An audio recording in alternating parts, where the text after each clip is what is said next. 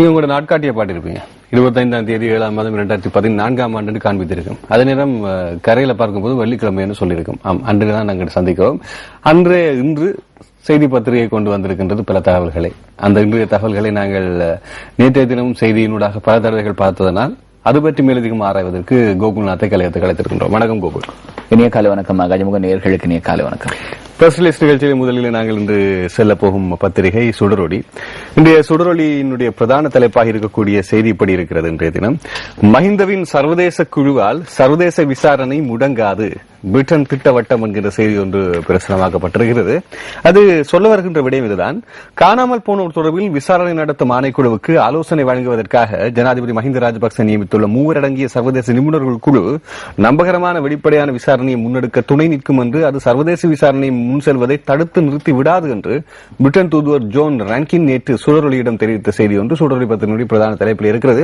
அப்படி என்றால் இங்கே விளங்கக்கூடிய ஒரு விடயம் என்னவென்றால், இலங்கையில் ஏற்பட்ட கடந்த கால யுத்தத்திலே இருதரப்பும் ஏதோ ஒரு விதத்திலே தவறு இழைத்திருக்கிறது என்பதை ஏற்றுக்கொண்டுதான் இந்த 3 அடங்கிய குழு தடை செய்யாது என்கின்ற இருதரப்பு ஒரு இணக்கப்பாடு ஒன்று தெரிவது போல் இல்லையா? ஆம் கஜமுகன், முதலிலே கடத்தப்பட்டவர்கள் மற்றும் காணாமல் போனோர் தொடர்பாக ஆராய்கிற ஜனாதிபதி ஆணைக்குழுவினை ஜனாதிபதி அவர்கள் அமைத்திருந்தார். அதனுடைய தலைவராக மேக்ஸ்வெல் பராக்கிரம பரணகம அவர்களை நியமித்திருந்தார். சுமார் நாடளாவிய ரீதியிலே இவர்கள் விசாரணை நடவடிக்கைகளை மேற்கொண்டிருந்தார்கள். குறிப்பாக வடக்கு கிழக்கு மாகாணங்களில் தான் அதிகமான விசாரணை அமர்வுகள் இடம்பெற்றிருந்தன. சுமார் 19,000 முறைப்பாடுகள் கிடைத்திருந்தன. இதற்கு பின்னர் ஜனாதிபதி இந்த ஆணைக்குழுவினுடைய அதிகாரத்தை விஸ்தரித்திருக்கிறார். வர்த்தமானி அறிவித்தலிலும் கூட அதனை குறிப்பிட்டிருந்தார். இத்தனை நாட்களாக கடத்தப்பட்டவர்கள் மற்றும் காணாமல் போனோர் தொடர்பாகத்தான் இவர்கள் விசாரணை நடத்தி கொண்டிருந்தார்கள். அதற்கு பின்னர் இறுதிக்கட்ட யுத்தத்திலே இடம்பெற்றதாக கூறப்படுகிற மனித உரிமை மீறல்கள் தொடர்பிலே விசாரணை நடத்துவதற்கான அனுமதி அதிகாரம் இவர்களுக்கு வழங்கப்பட்டது. இவர்களுக்கு ஆலோசனை வழங்குவதற்காக 3 அடங்கிய வெளிநாட்டு நிபுணர்களுடைய குழு ஒன்று நியமிக்கப்பட்டிருக்கிறது. இப்பொழுது இலங்கைக்கான பிரித்தானிய உயர்ஸ்தானிகர் ஜான் ராங்கின் கூறுவது என்னவென்றால், இப்பொழுது இலங்கையிலே ஒரு ஆணைக்குழுவினை அமைத்து அந்த ஆணைக்குழுவிற்கு அதிகாரத்தை நீடித்து அதற்கு ஆலோசனை வழங்குவதற்காக 3 கொண்ட வெளிநாட்டு நிபுணர் குழு இருந்தாலும் கூட ஐக்கிய நாடுகள் சபையினுடைய மனித உரிமைகள் பேரவை அமைத்திருக்கக்கூடிய அந்த சர்வதேச விசாரணை நிச்சயமாக இடம்பெறும். அதில் எந்த விதமான மாற்று கருத்தும் இல்லை. இங்கே 3 நிபுணர்கள் இருந்தால் ஐக்கிய நாடுகள் சபையினுடைய விசாரணைக்கு இவர்களுடைய செயற்பாடு ஒத்துழைப்பு நல்குவதாக அமையும். ஆனால் அந்த விசாரணை நிச்சயமாக இடம்பெறும் என்று கூறியிருந்தார். இந்த இலங்கையிலே ஜனாதிபதியினால் அமைக்கப்பட்ட அந்த ஆணைக்குழுவினுடைய தலைவர் மேக்ஸ்வெல் பராக்கிரம பரணகம நேற்றைய தினம் ஒரு விடயத்தை குறிப்பிட்டிருந்தார். அவர் கூறியிருந்தார், ஐக்கிய நாடுகள் சபையினால் அமைக்கப்பட்டிருக்கக்கூடிய அந்த நிபுணர் குழு வெளிநாடுகளில் இருந்து விசாரணைகளை முன்னெடுக்கும். ஆனால் எங்களுடைய குழு உள்நாட்டிலே நேருக்கு நேர் இருந்து இந்த விசாரணைகளை முன்னெடுக்கின்ற காரணத்தினால் நம்பகரமான சுயாதீனமான விசாரணைகளை எங்களால் மேற்கொள்ள முடியும் என்கிற ஒரு கருத்தையும் தெரிவித்திருந்தார். நீங்கள் கூறுவதை போல இப்படியான ஒரு குழு அமைக்கப்பட்டு அந்த குழுவினுடைய அதிகாரம் விஸ்தரிக்கப்பட்டிருக்கிறது என்றால் ஏதேனும் அந்த மனித உரிமை மீறல் என்கிற அந்த செயற்பாடு நடந்திருக்கலாம் என்பதை நேரடியாகவோ மறைமுகமாகவோ ஒத்துக்கொள்ளுகிற ஒரு செயலாக இது இருக்கிறது. அடுத்த செய்தி, நிறைவேற்று ஜனாதிபதி முறைமையை எதிர்த்து தலைநகரில் சம்மேளனம். சோபித தேரர், சம்பந்தன், ரணில், பொன்சேகா, சந்திரிகா, ஷிரானி ஓரணியில் என்கின்ற செய்தி பிரசுரமாக. இதே நேரத்தில் நாங்கள் இன்னொன்று சொல்ல வேண்டும். அரசனுடைய பங்காளி கட்சியினுடைய இடதுசாரி உறுப்பினர் ஒருவர் கூட இந்த ஜனாதிபதி முறைமை ஒழிக்கப்பட வேண்டும் என்கின்ற ஒரு கருத்தை முன்வைத்திருந்தார் நேற்று முன்தினம். ஆமா, நிச்சயமாக. குறிப்பாக இடதுசாரி கட்சிகளை சேர்ந்த 3 அரசாங்கத்திலே முக்கிய பதவிகளில் இருக்கிறார்கள். ஒருவர் தேசிய மொழிகள் மற்றும் சமூக ஒருமைப்பாட்டு அமைச்சர் வாசுதேவ நாணயக்கார, மற்றையவர் சிரேஷ்ட அமைச்சராக இருக்கக்கூடிய திஸ்ஸ வித்தாரண. அது மாத்திரமல்லாமல் இவர்கள் இருவரோடு மாத்திரமல்லாமல் இன்னும் ஒரு இடதுசாரி கொள்கையுடைய அமைச்சர் கூட அரசாங்கத்தில் இருக்கிறார். இவர்கள் 3 சேர்ந்து அரசாங்கத்தினுடைய பல செயற்பாடுகளுக்கும் இந்த நிறைவேற்று அதிகார ஜனாதிபதி முறைமையை ஒழிக்க வேண்டும் என்கின்ற விடயத்திலும் தீவிரமாக இருக்கிறார்கள். இப்போது அதே போன்று இங்கே நிறைவேற்று அதிகார ஜனாதிபதி முறையை இல்லாதொழிப்பதற்கு செயற்படுகின்றார்கள். இதிலே முன்னாள் ஜனாதிபதி உள்ளடங்குவது கொஞ்சம் யோசிக்க வேண்டிய விடயம். அவர் காலகட்டத்தில் செய்யாதது இப்போது அதே நேரத்தில் அவர் தற்போது இருக்கக்கூடிய அரசாங்கத்தை பிரதிநிதித்துவப்படுத்தி தான் ஆட்சி அமைத்திருந்தார் என்பதையும் நாங்கள் ஞாபகப்படுத்தலாம். அடுத்து, இலங்கை பெண் அடித்து கொலை. இது 1-2 விடயம் அல்ல. நான் நினைக்கின்றேன் பல இந்த என்ன சொல்வது இந்த யூடியூப் தளங்களிலும் எக்கச்சக்கமான இணையதளங்களிலும் பார்த்திருக்கின்றோம். அரேபிய நாடுகளில் அரேபியர்கள் குறிப்பாக தெற்காசியத்தவர்களை எப்படியெல்லாம் பார்த்துக் கொள்கிறார்கள் என்று, குறிப்பாக இந்த ஒட்டக போட்டி நடத்துவதற்கு குழந்தைகளையே நியமிக்கக்கூடிய சூழல் இப்போது இருக்கின்றது. அப்படி காட்டுமிராண்டித்தனமான செயற்பாடுகள் இன்னும் ஒரு செயற்பாடு இருக்கின்றது. இலங்கையிலிருந்து பெருமிதமாக நாங்கள் கூறலாம், இது எமது நாடு, நமது நாட்டவரை அடித்து கொலை செய்யக்கூடிய வெறியாட்டம் அரேபியாவில் இருக்கத்தான் செய்கிறது. ஆமா, அதே அது சார்ந்து பேசுபவர்களும் இலங்கையில் இருக்கத்தான் செய்கிறார்கள். அதே நேரத்தில் இணையதளத்தை பற்றி கூறுகிற பொழுது ஒரு மகிழ்ச்சிகரமான செய்தி நேற்றைய தினம் எங்களுக்கு கிடைத்திருந்தது கஜமுகன். bestweb.lk என்கின்ற ஒரு இணையதளங்களுக்கு இடையிலே, அந்த எல்கே டொமைன் நேம் இருக்கக்கூடிய அந்த இணையதளங்களுக்கு இடையிலே நடத்தியிருந்த தெரிவு போட்டியிலே நியூஸ் ஃபர்ஸ்டுக்கு ஒரு அங்கீகாரம் கிடைத்திருக்கிறது. www.newsfirst.lk என்கின்ற 3 மொழிகளில் செய்தியை வழங்கக்கூடிய எங்களுடைய இணையதளத்துக்கு வெள்ளி விருது கிடைத்திருக்கிறது. அது மாத்திரமல்லாமல் இன்னும் ஒரு முக்கியமான சிறப்பம்சம், தமிழ் மொழி மூலமான எங்களுடைய இணையதளத்திற்கு வெண்கல விருது கிடைத்திருக்கிறது. ஒரே நேரத்தில் 2 விருதுகள். இதற்கு முதல் 2010ஆம் ஆண்டு நாங்கள் வெள்ளி விருதினை வென்றிருந்தோம். newsfirst.lk என்கின்ற இணையதளம் வெள்ளி விருதினை வென்றிருந்தது. இது தமிழ் மொழி மூலமான இணையதளத்துக்கு கிடைக்கக்கூடிய ஒரு சர்வதேச ரீதியிலான, தேசிய ரீதியிலான அங்கீகாரமாக இதனை கருத முடியும். ஆகவே எங்களுடைய அதிக பிரயத்தனம் செய்து அதனை முழுமையாக்கி வெற்றிகரமாக கொண்டு சென்றவர்கள் அனைவருக்கும் எங்களுடைய பூர்வமான வாழ்த்துக்களும் நன்றிகள். இது நாங்கள் முன்னே சொல்லலாம். குவைத்தில் முன்னாள் கணவர் வெறியாட்டம் என்கின்ற செய்தி இங்கே பிரசுரமா இருக்கு. குவைத்தின் சல்மியா பகுதியில் வாடி குடியிருப்பில் வசிக்கும் குவைத் பிரஜி ஒருவர் தனது முன்னாள் மனைவியான இலங்கை பெண்ணை பல தடவைகள் தலையில் அடித்து கொலை செய்திருக்கின்றார் என்கிற செய்தி ஒன்று இங்கே பிரசுரமாக இருக்கிறது. அடுத்த செய்தியை நாங்கள் பார்க்கலாம். 4 பேருக்கு மரண தண்டனை. கொலை சம்பவம் ஒன்றுடன் தொடர்புடைய 4 பேருக்கு கண்டி மேல் நீதிமன்றம் மரண தண்டனை விதித்திருக்கின்றது. குறிப்பாக இந்த மத்திய மாகாணத்திலே கண்டி, நுவரெலியா மாவட்டங்களுக்கு இடையே இருக்கக்கூடிய நீதிமன்றங்களிலே நான் நினைக்கின்றேன் இது 3வது தடவையாக மரண தண்டனை அண்மை காலத்தில் இடம்பெற்ற ஒன்று. கந்தபோல பகுதியின் மரக்கறி செய்கையில் இருக்கக்கூடிய ஒரு பிரச்சனையில் கொண்டவர்களுக்கு மரண தண்டனை, அதன் பின்னர் இன்னும் ஒரு மரண தண்டனை இருந்தது. இப்போது 3வதாக இங்கே கண்டி நீதிமன்றத்திலே மரண தண்டனை நியமிக்கப்பட்டிருக்கின்றது 4 பேருக்கு. ஆமா கஜமுகன், குறிப்பாக இந்த வருடத்தை நாங்கள் பொறுத்தவரையிலே 2 விடயங்கள் இந்த வருடத்திலே அதிகமான வகையில் இடம்பெறுகின்றன. ஒன்று, விமான விபத்துகள் சர்வதேச ரீதியில் இடம்பெறுகிறது. மற்றது, இலங்கையிலே பல ஆண்டு காலமாக நிலுவையில் இருந்த பல வழக்குகளுக்கு இந்த ஆண்டிலே தீர்ப்பளித்துக் இது 99ஆம் ஆண்டு இடம்பெற்றது. நான் முதல் கூறியது 2007ஆம் ஆண்டு. அப்படியே கலகாலம் நீண்ட காலமாக இருக்கக்கூடிய வழக்குகளுக்கான முடிவுகள் தான் கொடுக்கப்பட்டிருக்கின்றது. ஆகவே நீதித்துறைக்கு சுயாதீனமாக இயங்குவதற்கான ஒரு சக்தி கிடைக்கப்பட்டிருக்கிறதா என்ற இன்னும் ஒரு மறைமுகமான கேள்வி ஒன்றும் இருக்கின்றது. நிச்சயமாக. அடுத்த செய்தி, பாதுகாப்பில் குறைபாடு இல்லை, இலங்கைக்கு பிரிட்டன் பதில், அமைதியான வழியில் ஆர்ப்பாட்டம் நடத்தவும் உரிமை உண்டு என்கின்றார் தூதர் ரன்கின் என்கின்ற செய்தி பிரசுரமாயிருக்கிறது. இது ஒரு முக்கியமான செய்தி. எல்லோருக்கும் தெரிந்த ஒரு விடயம். பொதுநலவாய நாடுகளினுடைய விளையாட்டு விழா ஸ்காட்லாந்தினுடைய கிளாஸ்கோவிலே கோலாகலமாக ஆரம்பமாகி அடுத்த மாதம் 3ஆம் தேதி வரை நடைபெற திட்டங்கள் செய்யப்பட்டிருக்கின்றன. இதிலே அடுத்த மாதம் 4ஆம் தேதி 1வது உலக போரினுடைய ஒரு நினைவு தினம் நடைபெற இருக்கிறது. இது வருடாந்தம் நடைபெறுகிற நிகழ்வு. குறிப்பாக பொதுநலவாய நாடுகளுடைய தலைவர்கள் நிச்சயமாக சென்று இந்த நிகழ்வுகளிலே கலந்து கொள்வது ஒரு சம்பிரதாயம். பிரித்தானியாவினுடைய எலிசபெத் மகாராணியாரும் இந்த விழாவிலே பிரசன்னமாவார். இந்த விழாவிற்கு பிரித்தானியாவினுடைய சில பாதுகாப்பு நடைமுறைகளை காரணம் காட்டி ஜனாதிபதி மஹிந்த ராஜபக்ச அவர்கள் செல்லவில்லை என்கிற ஒரு கருத்து இணையதளங்களிலே பரவலாக நிலவுகிறது. ஆக இந்த கருத்திற்கு பதிலளிக்கும் வகையிலே தான் கூறியிருக்கிறார், வியன்னா சாசனத்திற்கு அமைய பிரித்தானியாவுக்கு எந்த ஒரு நாட்டினுடைய அரசு தலைவர் வந்தாலும் கூட அவருக்கான பாதுகாப்பு ஏற்பாடுகள் நிச்சயமாக வழங்கப்படும். இருந்தாலும் கூட அங்கிருக்கக்கூடிய மக்கள் அமைதியான முறையிலே தங்களுடைய எதிர்ப்பினை பதிவு செய்யவும் முடியும் என்கிற ஒரு கருத்தினை இலங்கையில் இருக்கக்கூடிய இதற்கு முன்னரும் பல தடவைகள், குறிப்பாக விளாடிமிர் புட்டின் போன்றவர்கள் பயணம் மேற்கொள்ளும் போது, இதற்கு முன்னர் நீங்கள் பார்க்கலாம் பில் கிளின்டன் அவர்கள் குறிப்பாக பிரித்தானியாவுக்கு பயணமாகியது நேரம் கூட அமைதியான பேரணிகள் மறுமுனையிலே ஏற்பட்டிருந்தது. அவருடைய பாலியல் குற்றச்சாட்டு சம்பந்தமாக எதிர்ப்பு, புட்டினுடைய சர்வதேச கொள்கை சம்பந்தமான எதிர்ப்பு, இப்படி பல எதிர்ப்புகள் அமைதியான முறையில் அங்கே 2 வகையான நடவடிக்கைகள் இடம்பெறுவதை நான் பார்க்கக்கூடிய. அதிலே பிரித்தானியா எப்பொழுதுமே ஜனநாயகத்தை நாங்கள் சிறப்பான முறையிலே பேணுகிறோம் என்பதை மார்த்தட்டி சொல்லுகிற ஒரு தேசமாக இருந்திருக்கிறது. ஆகவே அவர்கள் எந்த ஒரு அரச நாட்டினுடைய தலைவர் வருகை தருகிற பொழுது அவர்களுக்கான பாதுகாப்பு ஏற்பாடுகளை மும்முரமாக செய்கின்ற அதேவேளை மக்களினுடைய எதிர்ப்பினை பதிவு செய்வதற்கான வாய்ப்பையும் அந்த தேசம் வழங்குகிறது. அடுத்த செய்தி, ஏற்க முடியாத தீர்வு எதிர்ப்பை தணிக்காது, நேற்று முன்தினம் ஸ்கொட்லாந்தின் கிளாஸ்கோ நகரில் இடம்பெற்ற பொதுநலவாய நாடுகள் விளையாட்டுப் போட்டிகளின் ஆரம்ப நிகழ்விலும் ஆகஸ்ட் 4ஆம் தேதி கிளாஸ்கோவின் ஜோர்ஜ் சதுக்கத்தில் நடைபெறவுள்ள முதலாவது உலக மகாயுத்தத்தில் பங்கு பெற்ற வீரர்களின் 100வது ஆண்டு நினைவு நிகழ்விலும் கலந்து கொள்ளுமாறு ஜனாதிபதி மஹிந்த ராஜபக்சவிற்கு பொதுநலவாய நாடுகளின் தலைவர் என்ற ரீதியில் அழைப்பு விடுக்கப்பட்டது. ஆனால் இந்த இரண்டு நிகழ்வுகளில் ஜனாதிபதி கலந்து கொள்ள மாட்டார் என்று அறிவிக்கப்பட்டிருக்கின்ற நீங்கள் சொன்ன அதே விடயம் இன்றைய தினம் சுடரொளி பத்திரிகையினுடைய ஆசிரியர் தலையங்கமாக இங்கே பிரசுரமாயிருப்பதை நாங்கள் பார்க்கக்கூடியதாக இருக்கிறது. இதைத் தொடர்ந்து மற்றொரு கருப்பு ஜூலை இனி வேண்டாம்.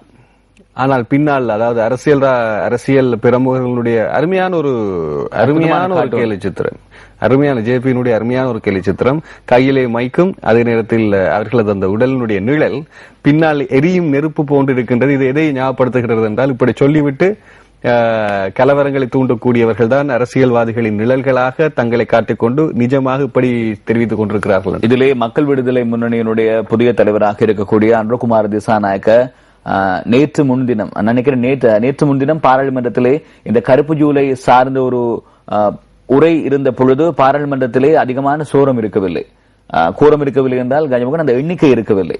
அந்த எண்ணிக்கை இல்லாத காரணத்தினால் அமர்வுகளை ஒத்திவைப்பதாக சபாநாயகர் தெரிவித்திருந்தார். அதன் பொழுது பாராளுமன்ற உறுப்பினர் அன்ருகுமார் திசாநாயக்க சொல்லியிருந்தார், கருப்பு ஜூலை கலவரத்துக்கு காரணமானவர்கள் இந்த பாராளுமன்றத்துக்கு சமூகம் அளிக்கவில்லை என்கிற ஒரு கருத்தினை தெரிவித்திருந்தார். ஆகவே அவருடைய கருத்தை வலு சேர்க்கும் முகமாக இந்த கேலி சித்திரம் அமைந்திருக்கிறது. அற்புதமான ஒரு கற்பனை. இன்றைய தினம் சுடரொளி பத்திரிகையுடைய செய்தியாக இருக்கிறது. அதனைத் தொடர்ந்து இன்று நாங்கள் தினக்குரல் பத்திரிகையுடைய தலைப்புக்கு செல்ல வேண்டும்.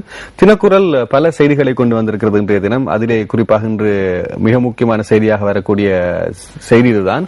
பொது வேட்பாளர் களமிறங்குவார், நல்லாட்சி ஏற்படுத்தி ஜனநாயகத்தை பாதுகாப்பதற்கான பொது வேலை திட்டத்தை முன்னெடுக்க அடுத்த ஜனாதிபதி தேர்தலில் பொது வேட்பாளரை களமிறக்கும் முன்மொழிவுடன் பல்வேறு அரசியல் கட்சிகளின் தலைவர்கள், மத தலைவர்கள், சிவில் சமூக பிரதிநிதிகள், புத்திஜீவிகள் நேற்று தலைநகர் கொழும்பில் ஒன்று கூடி கருத்தொருமைப்பாட்டை ஏற்படுத்தியுள்ளனர் என்ற செய்தியில் இன்னொன்று ஞாபகப்படுத்த வேண்டும். இந்த புகைப்படத்தை நீங்கள் பார்க்கலாம். இதிலே வலது பக்க மூலையில் இருப்பவர் கண்ணாடி போட்டு யாரு தெரியுமா?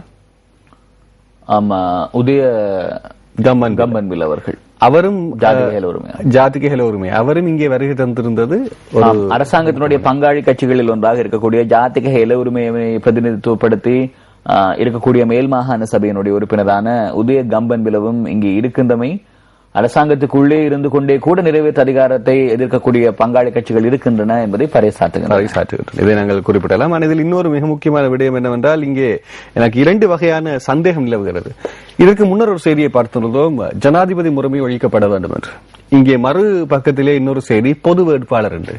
பொது வேட்பாளர் ஜனாதிபதி ஒழுக்கப்பட்ட பின்னர் வரக்கூடிய ஒரு வேட்பாளரா, அல்லது ஜனாதிபதிக்கு நிகராக ஜனாதிபதி தேர்தலிலே களமிறங்கக்கூடிய பொது வேட்பாளரா? இது ஒரு சந்தேகம் இல்லையா? இது ஒரு சந்தேகம் கஞ்சமுகன். ஆனால் இப்பொழுது நிலைப்பாடாக இருப்பது என்னவென்றால், எதிர்வருகிற ஜனாதிபதி தேர்தலிலே எதிரணிகளுடைய ஒரு பொது வேட்பாளரை நிறுத்துவது என்கிற ஒரு நிலைப்பாடு இருக்கிறது. அதன் பின்னர் தான் தீர்மானிக்கப்படும். ஆனால் இதுல இருக்கிற சிக்கல் என்னவென்றால், இதற்கு முன்னரும் பொது வேட்பாளர் என்று சொல்லி ஆட்சிக்கு வரக்கூடியவருமே இது நிறைவேற்ற அதிகாரமுடைய ஜனாதிபதி முறைமையை ஒழிப்பதிலே அதற்கு பின்னர் அவர்கள் ஆர்வம் காட்டுவதில்லை, சொல்வதற்கு மட்டும்தான். ஆகவே இவர்கள் கூறுகிற விடயம் என்னவென்றால், 17வது அரசியலமைப்பு திருத்தத்தை அமுல்படுத்த வேண்டும்.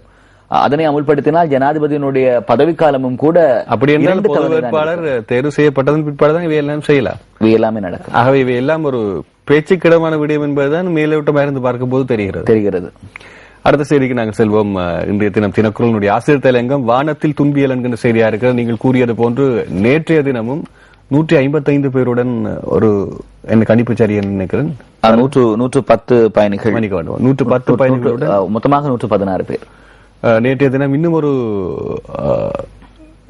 குறிப்பாக ரேடாரில் இருந்து காணாமல் போனது என்று வந்திருக்கிறது. அது பின்னர் கண்டுபிடிக்கப்பட்டதா?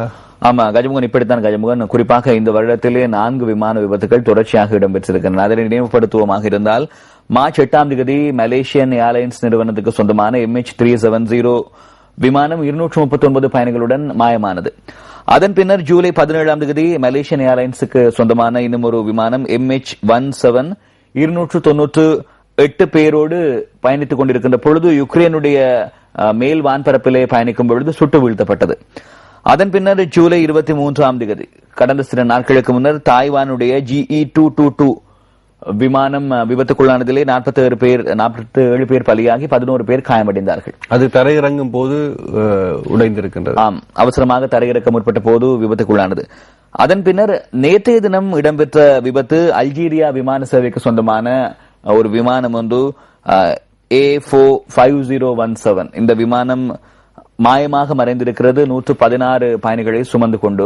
இதிலே முக்கியமான ஒரு விடயம் என்னவென்றால், இந்த விமானத்திலே கியூபாவினுடைய தற்போதைய தலைவராக இருக்கக்கூடிய ரால் காஸ்ட்ரோவினுடைய மகளான மரில்லா காஸ்ட்ரோவும் பயணித்திருக்கிறார் என்கிற சர்வதேச ரீதியிலான தகவல்கள் வெளியாகி இருக்கின்றன.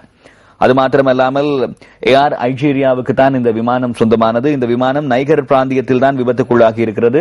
ஆபிரியாவுக்கு மேலே. ஆம், புர்கினோ பிசோவில் இருந்து அல்ஜீரியஸ் என்று சொல்லப்படுகின்ற அல்ஜீரியாவினுடைய தலைநகரத்தை நோக்கி புறப்பட்ட வேளையில் அந்த புர்கினோ பிசோவில் இருந்து புறப்பட்ட 50வது நிமிடத்திலே தான் இந்த விமானம் மாயமாகி இருக்கிறது. விபத்துக்குள்ளானது என்பதை விட மாயமாக இருக்கிறது என்று கூறுவது பொருத்தமாக இருக்கும். விமானம் மாயமாகும் பொழுது அதிலே 110 பயணிகள் பயணித்திருந்தார்கள். அது மாத்திரமல்லாமல் 6 விமான நிலைய ஊழியர்களும் அதிலே இருந்தார்கள். குறிப்பாக இந்த விமான நிறுவனம் ஸ்பெயினுக்கு சொந்தமான ஒரு விமானம் நிறுவனம் என்று சொல்கிறார்கள்.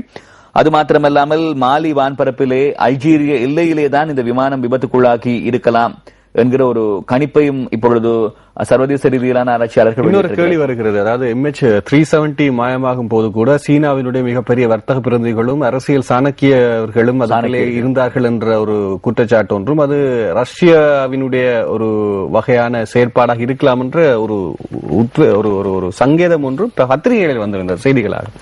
இப்போது நீங்கள் சொல்லுகின்ற ஒவ்வொரு விடயத்திலும் இருக்கக்கூடிய ஒவ்வொரு விமான பயணிகளுடைய பெயரையும் நன்றாக அவதானித்து பார்த்தால் அனைத்து விபத்துகளுக்கும் ஏதாவது ஒரு மூல காரணம் இருக்குமோ என்ற கேள்வி வருகிறது அல்லவா?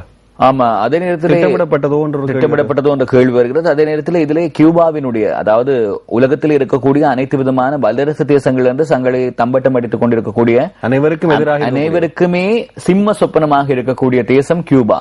உலகினுடைய சர்க்கரை கிண்ணம் என்று கூட அதனை வர்ணிப்பார்கள். அதனுடைய தற்போதைய தலைவராக இருக்கக்கூடிய ரால் காஸ்ட்ரோவினுடைய மகளான மரில்லா காஸ்ட்ரோ இதில் இருக்கிறார் என்கிற பொழுதே இந்த விமானம் மாயமானதா? பிடல் காஸ்ட்ரோவுக்கும் அவர் மகள் முறை என்பதை ஞாபகப்படுத்தலாம் என்ற சகோதரன் தானே தலைவர். இது ஒரு கேள்வி, மிக முக்கியமான கேள்வியாக இருக்கிறது. நான் நினைக்கிறேன் இது ஒரு மர்மம் முடிச்சு இது எப்போது அவிழ்க்கப்படும் என்று பொறுத்திருந்து பார்க்க வேண்டும். ஆகவே ஒன்று சொல்லலாம். ஆகவே வெளி உலகிலிருந்து ஏலியன் மூலமாக கடத்தப்படுகின்ற சம்பவத்திலிருந்து கொஞ்சம் விலகி கொண்டு போகிறது நாங்கள் பார்க்கக்கூடிய விடயம் என்பதையும் சொல்லலாம் இல்லையா? சொல்லலாம். அதே நேரத்தில் அரசியல் சாணக்கியம், அரசியல் தந்திரோபாயத்தை பயன்படுத்துவதற்கான களமாக பயணிகள் விமானங்களை தேர்ந்தெடுப்பது என்பது நான் நினைக்கிறேன் 3வது மட்ட அரசியல், கீழ்த்தரமான அரசியல் செய்கிறவர்கள் கையாளக்கூடிய ஒரு யுக்தி தான் அது என்பது என்னுடைய தனிப்பட்ட கருத்து. உங்களுக்கும் அல்ல, எனக்கும் அந்த கருத்து. ஐக்கிய நாடுகள் விசாரணை கொண்டு மறுபக்கம் காணாமல் போன ஆளை கூட இந்த பக்கம். இது பிரதீபினுடைய கேலி சித்திரம். இது கேலி சித்திரம் அல்ல, உண்மையாக சிந்திக்க வேண்டிய அடிப்படையான சித்திரம். சைக்கிள் அந்த இடத்துல தான் நிற்கும் என்று நினைக்கிறேன். எங்குமே எந்த பக்கமுமே செல்லாது. அடுத்து, வடமாகாண சபையின் சட்ட மீளாய்வின் சில சரத்துக்கள் ஆணூரால் நிராகரிப்பென்கிற செய்தி இருந்தது. அதாவது முதலில் சரத்துக்கள் மாற்றப்பட வேண்டும் என்று அனுப்பியிருந்தார்கள். எதற்கும் தயார் என்று சொல்லி வடமாகாண சபை உறுப்பினர்கள் கூறியிருந்தார்கள். இப்போது அது ஆராயப்பட்டிருக்கிற சில சரத்துக்கள் நீக்கப்பட்டிருக்கின்றன. அடுத்து, பலஸ்தீனியத்தில் இஸ்ரேல் செய்வதை போன்றே வடக்கு கிழக்கு மலையகத்திலும் நில அபகரிப்பு, பெண்கள் சிறுவர்கள் உட்பட தமிழ் மக்களின் இருப்புக்கு பாரிய அச்சுறுத்தல். சபையில் மாவை சீனராஜா அவர்கள் தெரிவிப்பு. அவர் தெரிவித்தது சரி, ஆனால் இவர் தெரிவிக்கிறதுக்கு கையாண்ட உதாரணம் முற்று முழுதாக சரியான கோழி இருக்கின்றது. என்றால் தற்போது நடைபெறக்கூடிய காசா யுத்தத்தை பொறுத்தமட்டில் மக்கள் எல்லோருமே இந்த யுத்தம் வேண்டாம், எங்களை வாழ விடுங்கள் என்று சொல்கிறார்கள். ஆனால் குறிப்பாக பலஸ்தீனிய போராளி இயக்கம் என்று சொல்லப்படுகிற ஹமாஸ் இறுதி வரை எங்களுக்கு நிரந்தர தீர்வு கிடைக்கும் வரை நாங்கள் போரிட்டே ஆவோம் என்கின்ற ஒரு கணிப்பொருள் இருக்கின்றது. இஸ்ரேலுக்கு உலக நாடுகளின் அழுத்தம் மறைமுகமாக இருந்தாலும் அமெரிக்காவினுடைய ஆதரவு நேரடியாகவே இருக்கிறது. இப்படி ஒரு நிலையில் இலங்கையில் நடைபெறுகின்ற இந்த என்ன சொல்றது நில அபகரிப்பை இஸ்ரேலிய அபகரிப்பு போன்று கூறுவது கொஞ்சம் வித்தியாசம். என்ற 2 நாடுகளுக்கு இடையிலான விடயம், இது உள்நாட்டுக்கு இடையிலான விடயம் என்பதை நாங்கள் ஞாபகப்படுத்த வேண்டும். என்ன கருத்து சரியா நினைக்கிறேன்? ஆமா, அவருடைய கருத்துப்பட அவர் தெரிவித்திருந்தது அவருடைய நிலைப்பாட்டுக்கு ஏற்புடைய சரியாக இருக்கும். நீங்கள் கூறியது கஜமோகன் உங்களுடைய நிலைப்பாட்டுக்கு ஏற்புடையதாக, அதுவும் சரி. அடுத்த செய்தி பார்க்கலாம். பதுளை ஆசன குறைப்பு மனு தள்ளுபடி. இது குறிப்பாக உவமானது பதுளை மாவட்ட ஆசனம் 3 குறைப்பு ஆட்சேபித்து சில கட்சிகளினால் விடுக்கப்பட்ட கோரிக்கை தள்ளுபடி செய்யப்பட்டிருக்கின்றது. நீதிமன்றத்தினால் தள்ளுபடி செய்யப்பட்டிருக்கிறது, கட்சியை போலவே. அடுத்த செய்திக்கு நாங்கள் செல்லலாம். இன்றைய தின வெளியாயிருக்கக்கூடிய தினகரன் பத்திரிகையினுடைய செய்தி. தினகரனுடைய பிரதான தலைப்பு படி இருக்கின்றது. இன்றைய தினம் ஊவா தேர்தலில் முதலாவது தோல்வி. மாகாண சபை ஐக்கிய தேசிய கட்சிக்கு மாகாண சபை உறுப்பினர்களின் எண்ணிக்கை மாற்றம், இது எதிர்மனுக்கள் உச்சநீதிமன்றத்தால் நிராகரிப்பு நாங்கள் இப்போது பார்த்த செய்தியாக இருக்கின்றது. ஆகவே எந்த ஒரு மாற்றமும் இல்லை, ஏற்கனவே திட்டமிட்டபடி தேர்தல் நடைபெறும் என்பது, அதாவது தேர்தல்கள் ஆணையாளர் அவர்கள்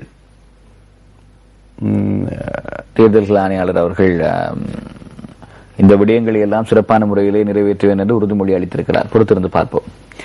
கரை படிந்த கருப்பு ஜூலையை ஒளிர்மிகு மாதமாக்கியுள்ளோம். பெற்றோர் ஆசிரியர்களுக்கு மேலாக பிள்ளைகளின் சத்துணவில் அரசாங்கம் அக்கறை. ஜனாதிபதி தெரிவிப்பு. என்ன நிலைப்பாடு எப்படி இருந்தாலும் ஜனாதிபதி தொடர்ந்து போஷண திட்டம், அபிவிருத்தி திட்டம் என்பது ஒவ்வொரு நாளும் அவர் ஆரம்பித்துக் கொண்டே இருக்கின்றார். இது முக்கியமாக இலங்கைக்கு தேவையான ஒரு நிலை. ஏனென்றால் இலங்கை அபிவிருத்தி அடைந்த நாடு அல்ல.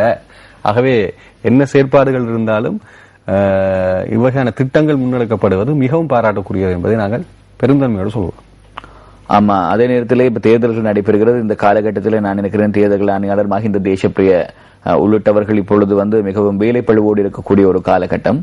குறிப்பாக இந்த தேர்தல் விதிமுறைகளை மீறுவது போன்ற சில விடயங்கள் என்னவென்றால், இந்த காலகட்டத்திலே மக்களை தேர்தலுக்கு சமாந்தரமாக ஊக்குவிக்கின்ற செயற்பாடுகள். இப்ப மக்களுக்கு நாங்கள் ஏதேனும் ஒரு பொருளை இலவசமாகவோ இனாமாகவோ கொடுப்பது, அப்படியான நடவடிக்கைகளும் கூட மாகாணத்திலே தற்பொழுது நடைபெற்றுக் கொண்டிருக்கிறது. இது குறிப்பாக அங்கே நடைபெற்றிருக்கின்றது. இது நான் நினைக்கிறேன் மலையகத்திலே தான் அதிகமாக ஒரு திட்டமாக இருக்கிறது. நீங்கள் கூறுவதையும் நாங்கள் நியாயப்படுத்த வேண்டும். அடுத்த செய்தி, அழுத்தங்களுக்காக டிசிடி ஆய்வுகள் நிறுத்தப்படாது, சுத்தமான உணவுகளை வழங்குவது அரசின் கடமை என்கின்ற செய்தி பிரசுரமாயிருக்கிறது. சிடிசி ஆய்வு நிறுத்தப்படாது என்று சொல்லப்படுகிற இந்த விஷயம் யாரு? பாட்டலி சம்பிக்க ரணவுக்கு அரசாங்கத்திலே இருக்கக்கூடிய ஜாதிக ஹேல உரிமைய கட்சியை பிரதிநிதித்துவப்படுத்தக்கூடிய அமைச்சர் அவர் இந்த கருத்தினை கூறியிருக்கிறார். டிசிடி என்பது எங்கள் எல்லோருக்கும் தெரியும். அண்மை காலமாக சில முக்கியமான பால்மா வகைகள், குழந்தைகளுக்கான பால்மா வகைகளிலும் வளர்ந்தோர் அனைவரும் பிரபலமாக பயன்படுத்தக்கூடிய ஒரு வர்த்தக நாமத்தை கொண்ட ஒரு பால்மா வகையிலும் இந்த டிசிடி என்று சொல்லக்கூடிய ரசாயன கலவை இருந்ததனால் அது உடலினுடைய ஆரோக்கியத்திற்கு கேடு விளைவிக்கக்கூடிய ஒரு காரணி என்று கூறி அதனை ஒரு குறிப்பிட்ட காலத்துக்கு தடை செய்திருந்தார்கள். இப்பொழுது மீண்டும் கூட அந்த டிசிடி, அந்த ரசாயன கலவை பால்மா வகைகளிலே இருக்கிறதா என்பது தொடர்பான ஆய்வுகள் முடக்கிவிடப்பட்டிருக்கின்றன என்கிற கருத்தினை அமைச்சர் கூறியிருக்கிறார். எனக்கு இது நான் குழந்தை, நான் ஒரு குழந்தையாக உங்களோட ஒரு கேள்வி கேட்கலாமா? கேளுங்கள். இப்ப உதாரணத்துக்கு இந்த இவ்வகையான என்ன சொல்வது நச்சு பதார்த்தங்கள் இருக்கிறது, இது எவ்வளவு தூரத்துக்கு ஒரு மனிதனுடைய உயிருக்கு கேடு விளைவிக்கும், எவ்வளவு காலத்துக்கு? குறிப்பாக இந்த டிசிடி பற்றி ஆய்வாளர்கள் சொல்லுகிற விடயங்கள் என்னவென்றால், அந்த சைலன்ஸ் கில்லர் என்று சொல்லுவார்கள், ஸ்லோ கில்லர். ஒரு திரைப்படத்தில் கூட ஒரு பால்மா வகையை ஒருத்தர் உற்பத்தி செய்வார், அது ஒரு குறிப்பிட்ட காலத்துக்கு பிறகு ஒரு பாதிப்பை ஏற்படுத்தும் என்பது போன்ற ஒரு திரைப்படத்தை கூட எடுத்திருந்தார்கள்.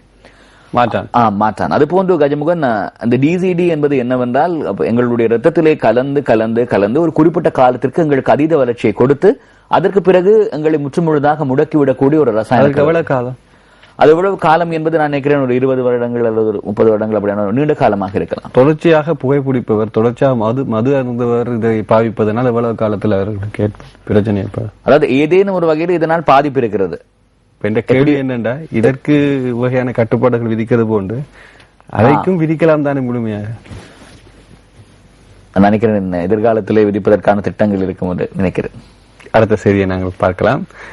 விடை சொல்ல முடியாது. ஆனால் அதே நேரத்தில் மத்தட்ட தித்தாக்கென்று ஒரு ஜனாதிபதி மஹிந்த ராஜபக்ஷ அவர்களுடைய மஹிந்த சிந்தனையின் கீழே ஒன்று இருக்கிறது, மத்தட்ட தித்தாக் என்று சொல்லி, போதைக்கு மதுபாவனைக்கு முற்றுப்புள்ளி என்று அந்த திட்டத்தை அமல்படுத்துகிற நடவடிக்கைகளை முன்னெடுத்துக் கொண்டிருக்கிறார்கள். இருந்தாலும் கூட இந்த மலையகத்திலே அதனை முற்றுமுழுதாக நிறுத்த இலங்கையினுடைய ஆய்வு மது அதிகரித்திருக்கிறது, புகைப்பிடித்தல் குறைந்திருக்கிறது. ஆனால் புகைப்பிடித்தலில் பெண்களின் வீதம் அதிகரித்திருக்கிறது. ஊடகங்கள் அரசியல்வாதிகளின் அர்ப்பணிப்பிலேயே சமூக நல்லிணக்கம், பிரிவினைவாதம், புரிந்துணர்வு இல்லாத ஒழிக்கும். ஆகவே நாங்கள் எங்கள் கடமையை செய்து கொண்டிருக்கின்றோம். அமைச்சர் பசில் ராஜபக்ச அவர்கள் கூறியது போன்று மக்கள் சார்ந்த கருத்துக்கள் இருக்கின்றன. அடுத்த செய்திக்கு நாங்கள் செல்லலாம். பணிப்பெண்களுக்கான அதிகூடிய சம்பளம் $350 ஜனவரி முதல் பெற்றுக் கொடுக்க நடவடிக்கை, பேச்சுக்கள் வெற்றி. அவரது செயற்பாடுகள் சிறப்பாக இருக்கின்றன. அதே போன்று அடித்துக் கொள்ளப்படுவது, வன்முறைக்குட்படுத்தப்படுவது போன்றவற்றிற்கும் இலங்கை கொஞ்சம் அழுத்தம் கொடுத்து தடை செய்யுமாக இருந்தால் இன்னும் சிறப்பாக இருக்கும். அல்லது ஒரு ஒழுங்கு நியதி ஒன்று, ஏற்கனவே ஒரு ஒப்பந்த அடிப்படையிலே அனுப்பக்கூடிய ஒரு செயற்பாடுகள், குறிப்பாக இந்தியா அதை இப்போது செய்து கொண்டு வருகிறது என்கின்ற ஒரு விடயத்தை அறிந்து கொண்டேன். அதே போன்று இலங்கையும் சில விஷயங்கள் செயற்படுத்தினால் சிறப்பாக இருக்கும். அதாவது இத்தனை நாட்களாக இந்தியா அப்படியான ஒப்பந்தங்களிலே ஈடுபட்டிருக்கவில்லை. நரேந்திர மோடி தலைமையிலான பாரதிய ஜனதா கட்சி ஆட்சி அமைத்ததன் பின்னர் அவர்கள் அங்கே இருக்கக்கூடிய இந்தியாவிலிருந்து வெளிநாடுகளுக்கு செல்லக்கூடிய பணியாளர்களுடைய நிலை தொடர்பில் அதிக கரிசனை செலுத்துகிறார். அதையடுத்து இன்னொரு விடயம், அதனால் பணியாளர்களுடைய வேதனமும் அதிகரித்திருக்கின்றது. அதாவது தங்களை இன்னும் கொஞ்சம் வலிமையாக காட்டுவதன் மூலமாக வேதனம் அதிகரித்திருக்கிறது. இப்போது பகடக்காயாக பயன்படுத்தக்கூடிய நாடுகளாக இலங்கை, வியட்நாம், கம்போடியா மற்றும் பிலிப்பைன்ஸ், பங்களாதேஷ், நேபாளம் போன்ற நாடுகளே இருக்கின்றது. இந்த நாடுகளுக்கு இடையில தான் பேரும் பேசாமல் யாரையும் அடிமைப்படுத்தக்கூடிய முயற்சி இருக்கின்றது. நாங்களும் கொஞ்சம் சாதுரியமாக கை நகர்த்த வேண்டிய காலத்துக்கு தள்ளப்பட்டிருக்கிறோம். அடுத்த செய்திக்கு நாங்கள் செல்லலாம். நாங்கள் ஐக்கிய இலங்கையை ஏற்றுக்கொள்கிறோம், அதே நேரத்தில் வரவேற்கிறோம். எமது பிரச்சனையை அந்நிய தலையீடு நாமே தீர்த்துக்கொள்ள இனியாவது முயற்சிப்போம். குறிப்பாக தமிழ் தேசிய கூட்டமைப்புக்கு கரம் கொடுப்பது போன்ற ஒரு காட்சி இங்கே கேலி சித்திரமாக வரையப்பட்டிருக்கிறது. ஆனால் எந்த ஒரு கேலி சித்திரத்தையும் அரசியல் பின்புலத்தை காண்பதற்கு பொதுமகன் ஒருவரை இங்கே பயன்படுத்தப்படுவதுதான் எனக்கு ஒரு கேள்விக்குறியாக இருக்கின்றது. ஆனால் இந்த நாட்களிலே சுந்தரியை காணவில்லை, அது உண்மை. இவை இன்றைய தினம் தினகரன் பத்திரிகையினுடைய செய்திகள். அடுத்து நாங்கள் வீரகேசரிக்கு செல்வோம். வீரகேசரியினுடைய பிரதான தலைப்பு எப்படி இருக்கிறது இன்றைய தினம்? பலஸ்தீனத்தை போன்றே வடக்கிலும் ஆக்கிரமிப்பு, தமிழர் பகுதிகளில் காணி சுவீகரிப்பை நிறுத்துங்கள், சபையில் மாவை சேனாதிராஜா அவர்கள் தெரிவிப்பு, வடபகுதியில் தமிழ் பெண்களின் பாதுகாப்புக்கு பாரிய அச்சுறுத்தல் என்கிற செய்தி இருக்கின்றது. நான் நினைக்கின்றேன் மாவை சேனாதிராஜா அவர்கள் கூறியது 1943 1948 உலகத்தின் வரைபடத்தை பார்க்கும்போது பலஸ்தீனியம் எப்படி 43 இருந்தது, பின்னர் 47 எப்படி மாற்றம் அடைந்தது, தற்போது எவ்வளவு தூரம் இஸ்ரேலினுடைய ஆக்கிரமிப்பு அதிகமாக இருக்கிறது என்பதை உள்நாட்டு விடயத்துக்கு நான் நினைக்கின்றேன் அவர் ஒப்பிட்டு கூறியிருக்கின்றார் என்று அந்த செய்தியைத்தான் நீங்க கொள்கிறேன். ஏனென்றால் இப்ப உலகளாவிய ரீதியில் காசா பிரச்சனை தான் அதிகமாக பேசப்படுவதனால் காலத்துக்கேற்ப பேச வேண்டிய தேவையும் இருக்கிறது இல்லையா? காலத்துக்கேற்ற உதாரணங்களை சொல்லுகிற பொழுது ஏனைய எதிர்த்தரப்பினருக்கு அது தெரியும் என்று நினைக்கிறார் போலும். அடுத்த செய்திக்கு நாங்கள் போவோம். ஊவா மாகாண உறுப்பினர் விவகாரம், ஐக்கிய தேசிய கட்சி தாக்கல் செய்த மனு தள்ளுபடி, பிரதமர் நீதியரசர் தலைமையிலான குழு தீர்ப்பு என்கிற செய்தி பிரசுரமாயிருக்கிறது. முஸ்லிம் கலாச்சார உடைகளுக்கு அனுமதி வழங்க வேண்டும், பாடசாலைகளுக்கு உயர் நீதிமன்றம் உத்தரவு என்கின்ற செய்தி இருக்கிறது. முஸ்லிம் பெற்றோர் தமது கலாச்சார உடைகளுடன் பாடசாலைகளுக்கு அனுமதிக்கப்பட வேண்டும் என உயர் நீதிமன்றம் உத்தரவிட்டிருக்கிறது. தேசிய மற்றும் மாகாண பாடசாலைகளுக்கு இந்த உத்தரவு பிறப்பிக்கப்பட்டுள்ளது. ஜனாதிபதி பாலிகா வித்தியாலயத்துக்குள் முஸ்லிம் பெற்றோர் ஹிஜாப் அணிந்து செல்வதற்கு அனுமதிக்கப்படாமைக்கு எதிராக பெற்றோர் செய்த அடிப்படை உரிமை மீறல் மனு சம்பந்தமான செய்தியாகவே இது இருக்கின்றது. ஹிஜாப் அணிந்து இனிமேல் தேசிய பாடசாலைகளுக்கும் பொது பாடசாலைகளுக்கும் செல்லலாம் என்கிறதுதான் இந்த தீர்ப்பாக. அதே போன்று எந்த ஒரு மதத்தை சார்ந்தவர்களும் தமது அடிப்படை இதிலே குறிப்பாக இந்த தீர்ப்பிலே பிரதம நீதியரசர் மொஹான் பீரிஸ் அவர்கள் கூறியிருக்கிற விடயம் என்னவென்றால், முஸ்லிம் கலாச்சார உடைகளை அணிவதற்கான அனுமதி வழங்கப்பட்டிருக்கிறது, அதே நேரத்திலே பிரஜைகளுக்கு வழங்கப்பட்டுள்ள சட்ட ரீதியான உரிமையாக இது இருக்கிறது என்று கூறியிருக்கிறார். நான் நினைக்கிறேன் அந்த தீர்ப்பின்படி ஏனைய மதங்களை சேர்ந்தவர்களும் கூட தங்களுடைய கலாச்சாரத்தை, தங்களுடைய பாரம்பரியங்களை பிரதிபலிக்கும் வண்ணம் ஆடை அணைய முடியும் என்பது போலும் அந்த தீர்ப்பு அமைந்திருக்கிறது. அப்படின்னா ஒரு முஸ்லிம் பகுதியில் இருக்கக்கூடிய முஸ்லிம் பாடசாலை ஒன்றிலே படிக்கக்கூடிய ஒரு சிங்கள மாணவி தன்னுடைய கலாச்சார உடை அணிந்து செல்வதற்கு அனுமதி இருக்கிறது. அனுமதி, அதாவது இந்த தீர்ப்பின்படி பார்க்கின்ற பொழுது அதற்கும் அனுமதி இருக்கிறது போலத்தான் தெரிகிறது. ஆனால் அப்படி அணிந்து செல்லும் பொழுது அந்த பாடசாலையினுடைய அதிபர் ஏதேனும் எதிர்ப்பு தெரிவித்தால் திருப்பி அந்த மாணவி ஒரு அடிப்படை உரிமை மீறல் மனுவை தாக்கல் செய்து அதற்கு ஒரு தீர்ப்பு வந்த பொழுதுதான் அதனை நாங்கள் நிச்சயமாக கூற முடியும். இன்னும் ஒரு வழக்கு இருக்கிறது. இது ஆகஸ்ட் 4ஆம் தேதி விசாரணைக்கு எடுத்துக் கொள்ளப்பட இருக்கிறது. இது சார்ந்த ஒரு வழக்கு. இதே நேரத்தில் இன்னும் ஒரு விடயத்தை நான் ஞாபகப்படுத்த வேண்டும். இது ஒரு பக்கத்திலே, அதாவது முஸ்லிம் மக்களுடைய மதம் சார்ந்த உரிமைகளுக்கு மதிப்பளித்து ஒரு தீர்ப்பு வழங்கப்பட்டிருக்கிறது. ஈராக்கிலே கடைகளிலே ஆடை அலங்கார நிலையங்களிலே பொம்மைகளை வைத்திருப்பார்கள். அதாவது அந்த பொம்மைகளை நகல் போன்று வைத்திருப்பார்கள் ஒரு ஆடை அணிவதற்கு. அப்படியாக அமைக்கப்பட்டிருக்கக்கூடிய பொம்மைகளுக்கும் கூட என்னவென்றால் அந்த பொம்மைகளுக்கு முகம் மூடி, அதாவது ஹிஜாப் அணிய வேண்டும் என்று ISIS கிளர்ச்சியாளர்கள் உத்தரவிட்டிருக்கிறார்கள். அப்படி ஹிஜாப்பை ஒருவர் அணிய மறுப்பாராக இருந்தால், எந்த ஒரு பொம்மையும் அணிய மறுப்பாக, எந்த ஒரு பொம்மையும் வைத்திருக்கிற ஒருவர் தான் அணிவிக்க வேண்டும். அதற்கு அதை அணிவிக்க அவர் மறுப்பாராக இருந்தால் அவருக்கு தகுந்த தண்டனை வழங்கப்படும் என்று ISIS ஆயுததாரிகள் வலியுறுத்தி இருக்கிறார்கள். அடுத்த செய்திக்கு நாங்கள் செல்வோம். நான் அதை விமர்சிக்க விரும்பவில்லை. அடுத்த செய்தி, தோட்ட தொழிலாளர் குடும்பம் ஒன்றின் மாதாந்த வாழ்க்கை செலவினம் 29,779 ரூபாய், நகர்ப்புறத்தில் 59,000. அரசாங்கம் தகவல் என்கிற செய்தி இருக்கிறது. அந்த 29,779 கணிப்பீடு, ஆனால் கிடைக்கப்பெறும் தொகை அதுதானா என்ற கேள்வி இருக்கிறதல்ல? கேள்வி இருக்கிறது. அதே நேரத்தில் கஜமுகன் நகர்ப்புறத்திலே 4 பேர் இருக்கக்கூடிய ஒரு குடும்பத்தினுடைய மாதாந்த செலவினம் 59,001 ரூபாய் என்று கணிப்பிட்டிருக்கிறார்கள். நான் நினைக்கிறேன் எந்த அளவு இது அந்த தொகையை ஏற்றுக்கொள்ளக்கூடிய ஒரு நிலையிலே நான் இல்லை. 59,000 ஒரு 4 பேர் இருக்கக்கூடிய குடும்பம் ஒன்றினுடைய மாதாந்த செலவீனமாக இருக்கிறது என்று ஏற்றுக்கொள்ள முடியாது. அப்படி என்றால் அவர்களுடைய வருமானம் எவ்வளவு இருக்க வேண்டும் என்று இன்னொரு கேள்வியும் இருக்கிறது.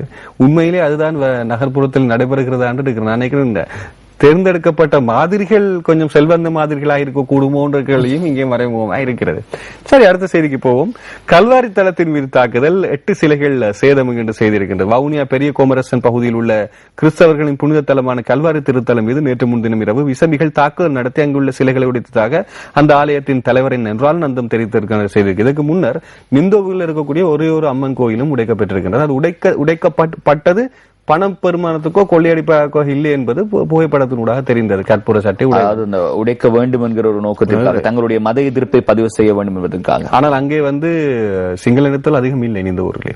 அதே நேரம் இங்கே குறிப்பாக ஓமந்தையிலே பார்த்தீர்களா இருந்தால் அங்கேயும் சிங்கள இனத்தவர்களோ அல்லது வேறு இனத்தவர்களோ இல்லை. ஆகவே இது இந்த ஒரே இடத்தில் இருக்கக்கூடிய பலர் தேவையற்ற விதத்திலே காழ்ப்புணர்ச்சியை கொண்டு வரக்கூடிய ஒரு கவலைக்கிடமான செயற்பாடு. ஆனால் முதல் தடவையாக கஜ்மோகன் நீங்கள் கவனிப்பீர்களாக இருந்தால் முதல் தடவையாக ஒரு கிறிஸ்தவ தேவாலயத்தினுடைய சிலை உடைக்கப்பட்டிருக்கிறது. இது முதல் தடவை நான் நினைக்கிறேன். இதற்கு முன்னர் கல்லறியப்பட்ட சம்பவங்கள் இருக்கின்றன. ஆனால் குறிப்பாக இந்து தேவாலயங்கள், அது மாத்திரமல்லாமல் இஸ்லாமிய பள்ளிவாசல்கள், இவற்றிலே சேதம் விளைவித்த சம்பவங்கள் தொடர்பிலே தான் அண்மை காலமாக நிறைய செய்திகள் வெளியாகின. இது முதல் தடவையாக ஒரு கிறிஸ்தவ தேவாலயத்தினுடைய சிலைகளை உடைத்திருக்கிறார்கள். ஆகவே இறுதி வரை ஏற்றுக்கொள்ள முடியாத ஒரு விடயம். இஸ்ரேலுடன் அரசு உறவை பேணுவது விசனத்துக்குரியது, சபையில் அமைச்சர் ஹக்கீம் தெரிவிப்பு என்கின்ற செய்தி இங்கே பிரசுரமாக இருக்கு. பலஸ்தீனியத்தின் மீது கண்மூடித்தனமான தாக்குதல்கள் நடத்தி அப்பாவி மக்களை கொண்டு குவிக்கும் இஸ்ரேலுக்கு அமெரிக்கா துணை போவதாக நேற்று வியாழக்கிழமை பார்லிமெண்டில் விசனம் வெளியிட்டிருக்கின்றார் நீதியமைச்சர் ரவுஃப் ஹக்கீம் என்கின்ற செய்தி ஒன்றும் 14வது பக்க தொடர்ச்சியாக இருக்கின்றது. அவர் சொல்கிறார், யுத்த குற்றங்களுக்காக நீதிமன்றத்திலே நிறுத்தப்பட வேண்டுமாக இருந்தால் முதலிலே நிறுத்தப்பட வேண்டியது இஸ்ரேல் பிரதமர் பெஞ்சமின் நெத்தன்யாஹூ என்று கூறியிருக்கிறார். அது மாத்திரமல்லாமல் அல் அக்ஸா என்கிற ஒரு புனித பள்ளிவாசல் இருக்கிறது. அந்த புனித பள்ளிவாசலும் இந்த தாக்குதலினால் தாக்கப்பட்டிருக்கிறது. அதனையும் வன்மையாக கண்டிப்பதாக தெரிவித்திருக்கிறார். இப்படியான பல விடயங்களை கூறியிருக்கிறார். உலகம் முழுவதுமாக இந்த மத பிரச்சனை தான் மிகப்பெரிய தீவிர பிரச்சனையா இருக்கிறது.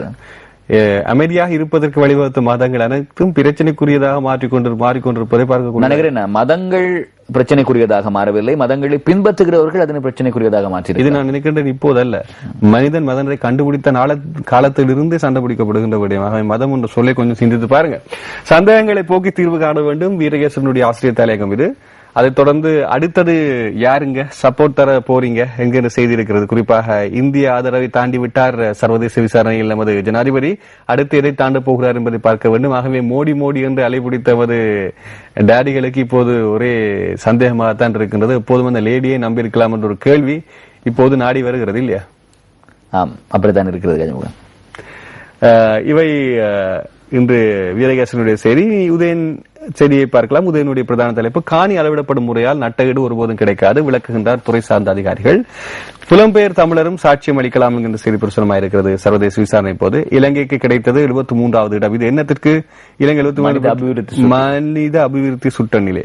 அடுத்து மஹிந்த அமைத்த குழுவால் முடங்காத ஐக்கிய நாடுகள் விசாரணை, பிரிட்டன் அரசு திட்டவட்டம். வெளிநாட்டுக்கு ஒரு முகம், உள்நாட்டில் வேறு முகம் வேண்டாம் இந்த வேஷம் என்கிறது சமாதான பேரவை. குறிப்பாக அரசாங்க தரப்பினர் இலங்கையிலும் வெளிநாடுகளிலும் கூறுகின்ற கருத்தை இது பறைசாற்றுவதாக இருக்கின்றது. அடுத்து நாங்கள் யாழ் தினக்குழுவினுடைய செய்தி, பொது வேட்பாளர் களமிறங்குவார் பார்த்தோம். அடுத்து இலங்கை மீதான ஐக்கிய நாடுகள் விசாரணை இந்தியாவில் நடத்த அனுமதியுங்கள், மோடியிடம் ஜெயலலிதா கருணாநிதி கோரிக்கை என்கின்ற செய்தி இருக்கின்றது. இங்கே நாளை தினம் போராட்டம் நடைபெறும். தேர்தல் வரும்போது கொஞ்சம் ஆக்ரோஷமாக இருக்கும். இது இந்தியாவுடைய நிலைப்பாடு நமக்கு தெரியும். 43 லட்சம் செலவிட்டு புனரமைத்து பாழடைய விடப்பட்டுள்ள பாடசாலை, மாணவர்கள் நீண்ட தூரம் சென்று கற்கும் நிர்பந்தம். மாவட்டபுரம் தெற்கு அமெரிக்கன் மிஷன் கலவன் பாடசாலை. மாவட்டபுரம் இருக்கக்கூடிய இடமும் குறிப்பாக பாதுகாப்பு தரப்பில் இருக்கக்கூடிய இடம், அதை உள்ளடத்துவதாக இந்த சொல் இந்த தலைப்பு பயன்படுத்தப்படுகிறது என்று கூறலாம். 4 பேர் கொண்ட குடும்பம் நகரில் வாழ 59,000 ரூபாய் மாதம் தேவை. பிரதி நிதி அமைச்சர் சார தமிழ்கம கூறுகின்றார் என்ற செய்தி இருக்கின்றது. அவருக்கு ஒரு நாள் செலவாக அது இருக்கலாம். ஆனால் பலருக்கு அவ்வளவு தொகை கிடைக்குமோ என்கிற கேள்வியும் இருக்கிறது. முகாம் அமைக்க இல்லை என்றால் யாழில் காணி சுவீகரிப்பதற்கு சிங்கள குடியேற்றத்துக்கா என்ற கேள்வி என்கிற செய்தி பிரசுரமாயிருக்கிறது. இந்த கேள்வி யார் கேட்டிருக்கின்றார்? இந்த கேள்வி கேட்டிருக்கிறார் விவசாய அமைச்சர், வடமாகாணத்தினுடைய விவசாய அமைச்சர் பொன்னுத்துறை ஐங்கரநேசன். இது யாழ் தினக்குரல் பத்திரிகையினுடைய செய்தி. நிறைவாக மெட்ரோவுக்கு செல்வோம். 116 பேருடன் அல்ஜீரிய விமானம் நைஜரில் விபத்துக்குள்ளானது என்கின்ற செய்தி. விபத்துக்குள்ளானது என்று வந்திருக்கின்றது. அப்படி என்றால் விபத்துக்குள்ளாகிவிட்டது என்று பறைசாட்டுகின்றார்கள். விபத்துக்குள்ளாகிவிட்டது இப்பொழுது கஜமோகன் விபத்துக்குள்ளாகிவிட்டது என்று கூறுகிறார்கள். இப்பொழுது நான் ஒரு ஊடகவியலாளராக எங்களுடைய ஊடக நிறுவனத்தினுடைய பணிப்பாளர் அவர் கூறுவார், கண்கள் இரண்டினால் நீங்கள் அந்த காட்சிகளை பார்த்தீர்களா? அந்த காட்சிகள் இன்னும் வெளியாகவில்லை. காட்சிகளை பார்த்தவுடன் விபத்துக்குள்ளானது என்று சொல்லலாம். அடுத்த செய்திக்கு நாங்கள் செல்லலாம். கண்டி போலீஸ் நிலைய தலைமையகத்திற்குள் புகுந்து தூஷித்து அச்சுறுத்திய கான்ஸ்டபிள் ராணுவ வீரர் சந்தேகத்தில் கைது. கேள்விக்குறியோடு இந்திய ரயில் பஸ் விபத்தில் 25 சிறுவர்கள் வரை எங்கும் சிறுவர்கள் பலியாகுவது கவலைக்கிடமான செய்தியாக. தெலுங்கானாவில் நேற்று பாடசாலை பஸ் ஒன்றின் மீது ரயில் மோதியது 25 சிறார்கள் உயிரிழந்திருக்கிறார்கள் என்ற செய்தி. தெமோதர நகரில் ஒரே இரவில் 7 கடைகள் உடைக்கப்பட்ட திருட்டு. தெமோதரை நான் நினைக்கிறேன் பின்தங்கிய ஒரு நகர்ப்புற பகுதி. அந்த பகுதியில் 7 கடைகள் திருட்டு போயிருக்கிறது சொன்னா இந்த அளவு தூரத்துக்கு பொருளாதார நிலை இருக்கிறது என்பதை பிரதி நிதியமைச்சர் இப்போது தகவல் தந்தவர் கொஞ்சம் யோசித்து பார்க்கலாம். அடுத்து வவுனியா கல்வாரி மலை கிறிஸ்தவ ஆலய சிலைகள் உடைக்கப்பட்ட சேதம் என்கின்ற செய்தியும் பிரசுரமாயிருக்கிறது. இவை இன்றைய தினம் பத்திரிகை செய்திகள் கொண்டு வந்த செய்திகள். இன்றைய வெள்ளிக்கிழமை உங்களுக்கு தெரியும். ஆகவே அடுத்த நிகழ்ச்சி திங்கட்கிழமை தான் வரும். ஆனால் தொடர்ந்து இருக்கலாம் நீங்கள் குட் மார்னிங் ஸ்ரீலங்காவோடு. நன்றி கோகுல். நன்றி கஜ்மோகன். நன்றி நேர்களே.